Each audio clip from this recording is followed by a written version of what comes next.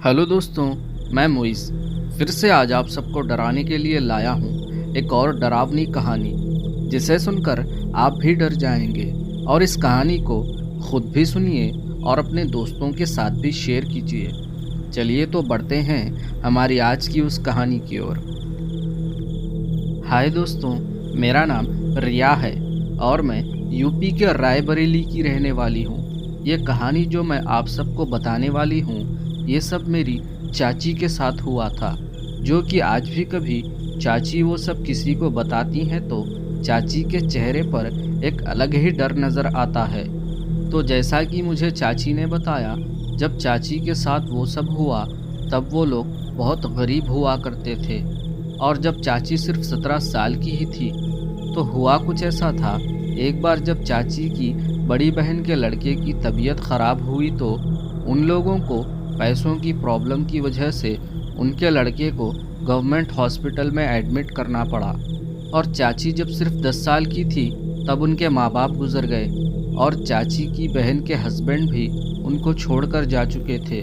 तो चाची की बहन लोगों के घरों में बर्तन धोकर अपना घर चलाती थी, जिस वजह से चाची और चाची की बड़ी बहन जिनका लड़का था, उन दोनों को ही हॉस्पिटल में रहना था। तो लड़के के पास किसी एक को ही रहना था। तो चाची की बहन रहती थी, जो कि उस लड़के की माँ थी, और माँ से ज़्यादा ख्याल कोई और नहीं रख सकता। तो जिस वजह से अगर कुछ खाने पीने की चीज़ों या दवाइयों की ज़रूरत पड़ती तो चाची को ही जाकर लाना पड़ता था, जो कि आसान नहीं था। और वो हॉस्पिटल एक 5 मंजिला बिल्डिंग में बना हुआ था, जिसकी वजह से उन लोगों का वार्ड 4थे फ्लोर पर था। अगर कुछ भी ज़रूरत की कोई भी चीज़ लाना हो तो चाची को सीढ़ियों से उतरकर ग्राउंड फ्लोर पर जाना पड़ता था।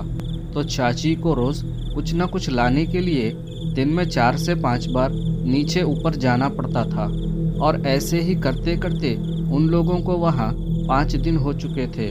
और तब तक चाची को भी इन सब चीज़ों की कुछ कुछ आदत हो चुकी थी। तो चाची और चाची की बहन की वहाँ कुछ और औरतों से अच्छी जान पहचान हो चुकी थी।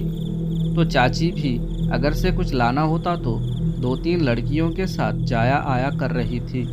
तो ऐसे ही एक रात चाची को कुछ ज़रूरी दवाइयाँ लाने के लिए नीचे जाना पड़ा। तो चाची ने उन लड़कियों को वार्ड में इधर उधर ढूंढा तो चाची ने देखा वो लड़कियाँ एक खाली पड़े बेड पर एकदम गहरी नींद में सो रही थी। तो चाची ने उन लड़कियों को नहीं उठाया और चुपचाप वहाँ से नीचे जाने के लिए निकल गई। तो चाची ने बताया उस वक्त रात के करीब 1:30 बज रहे थे और उनके वार्ड में बहुत सारी औरतें थीं, मगर वो सब थकी हुई होने की वजह से बहुत गहरी नींद में सो रही थी। तो वहाँ की खामोशी देखकर ऐसा लग रहा था जैसे इस वार्ड में सिर्फ हम 3 और 2 डॉक्टरों के अलावा कोई नहीं है। तो चाची वहाँ से नीचे जाने के लिए निकल गई। वैसे तो चाची दिन के वक्त कुछ न कुछ लाने के लिए 4 से 5 बार जाया आया करती थी, मगर इतनी रात के वक्त वो आज पहली बार जा रही थी।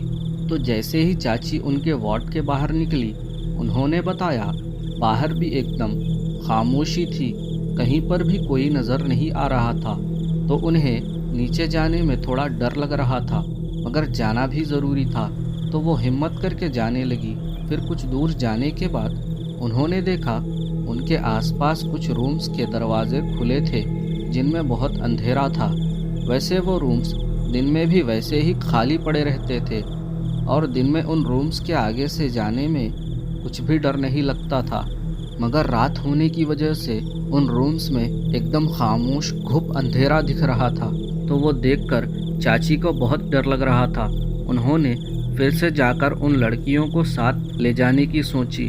फिर जैसे ही चाची वापस जाने के लिए पीछे मुड़ी ही थी, तभी उन्हें किसी ने पीछे से आवाज़ दी, ए लड़की।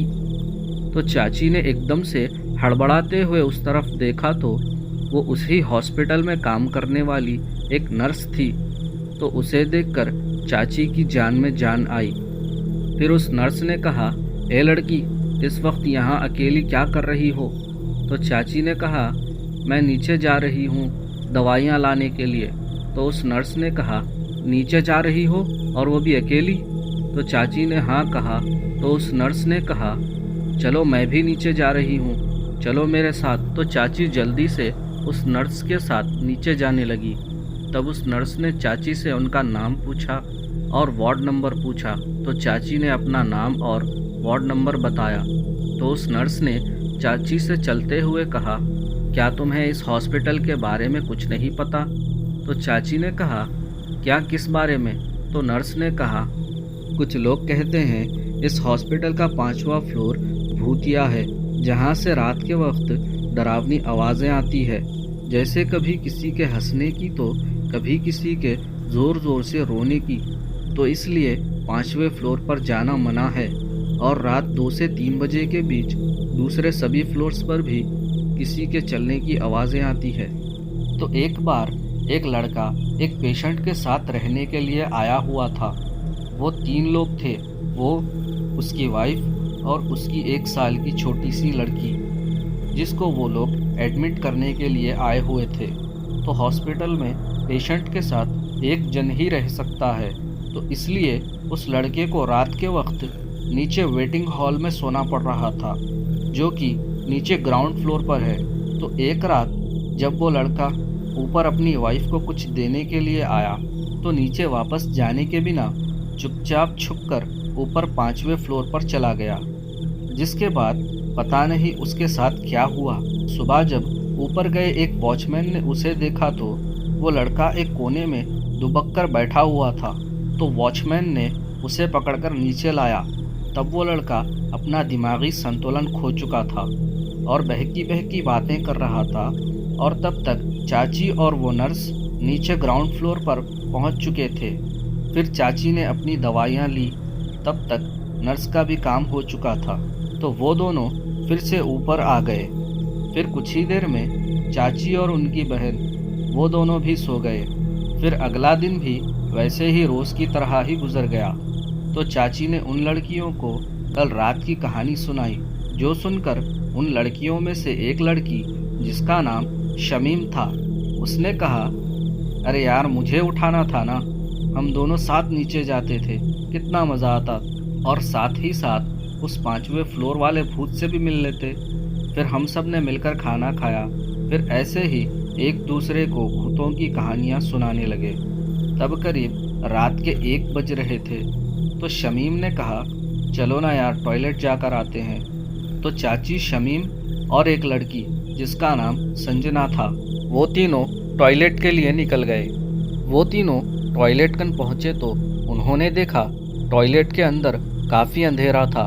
उस वजह से वो लोग उस टॉयलेट में नहीं गए और वहीं से कुछ दूर एक और टॉयलेट था, जहाँ से उस 5वें फ्लोर की सीढ़ियाँ दिखाई देती थी। तो वो तीनों उस टॉयलेट के पास गए। फिर फ्रेश होकर वापस आते हुए शमीम ने कहा, चलो ना यार, ऊपर चल के देखते हैं ऊपर क्या है। तो चाची ने मना कर दिया, मगर वो दूसरी लड़की भी चाची को चलने के लिए बुला रही थी।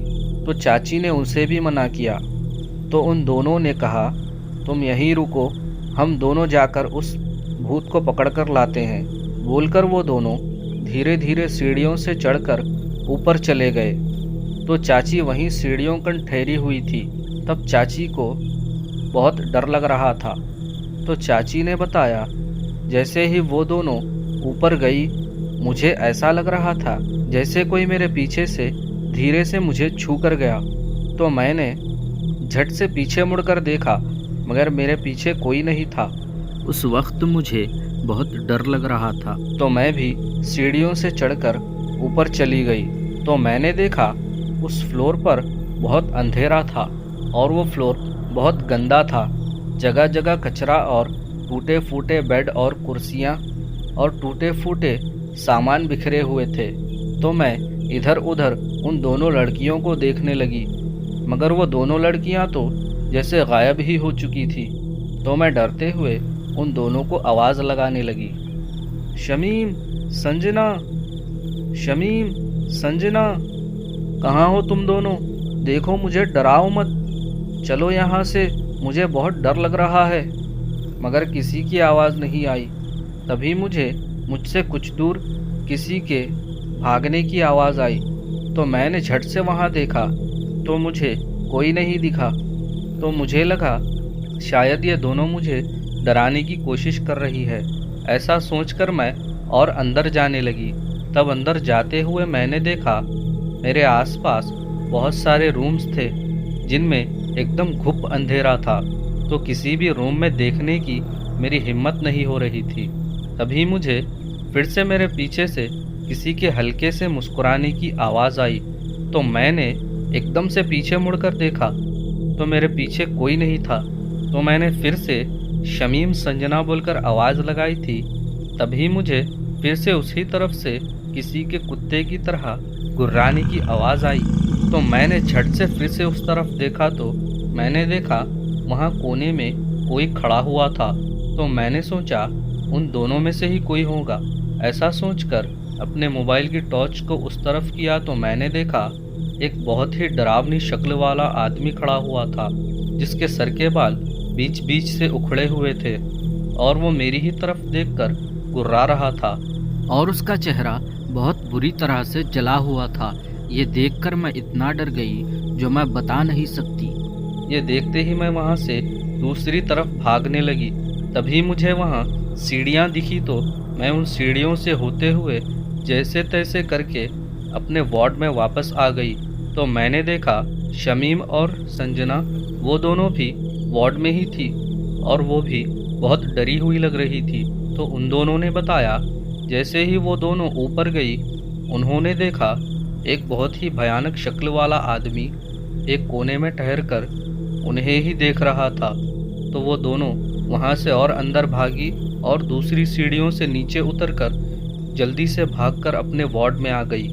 और हमने तुम्हें वहाँ पर ढूंढा मगर तुम हमें कहीं नहीं दिखी। तो हमने सोचा तुम शायद वार्ड में वापस आ चुकी होगी, इसलिए हम दोनों भी जैसे तैसे करके वार्ड में वापस आ गए। हेलो दोस्तों, चैनल को लाइक शेयर एंड सब्सक्राइब करके जाना।